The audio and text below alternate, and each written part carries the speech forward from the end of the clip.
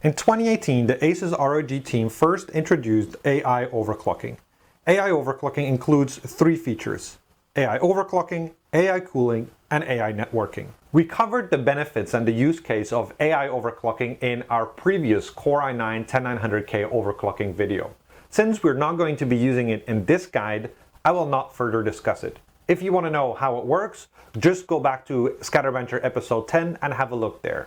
We will, however, use the ASUS AI Cooling function.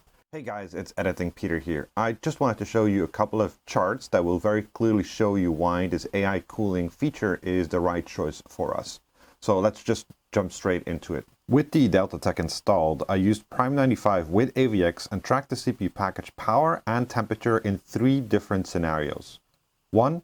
All power limits unlocked. 2. All power limits unlocked, but long duration power limit is set to 170 watts. 3. All power limits unlocked, but the AI cooling is targeting 85 degrees centigrade as the CPU temperature. As we can see from the two charts, in the first scenario, the power consumption reaches about 300 watts after not even a minute. The temperature also reaches 100 degrees centigrade. This is simply not sustainable, and we have to abort the test or risk a system crash. It is of course understandable that the setting is not stable since our tech is rated up to 200 watt only and the power consumption is far above that limit. In the second scenario, the system is stable. We can see that initially the power consumption tracks the same like the unlocked power limits, but then sharply decreases once the available turbo boost power limit is used up. Long duration, the CPU power consumption is 170 watts. We can also see that the CPU temperature reaches almost 100 degrees centigrade after 50 seconds. While the system power consumption is reduced in time, we're still on the edge. Ideally, we would like to have the long duration power to be equal to the tech limit of 200 watts.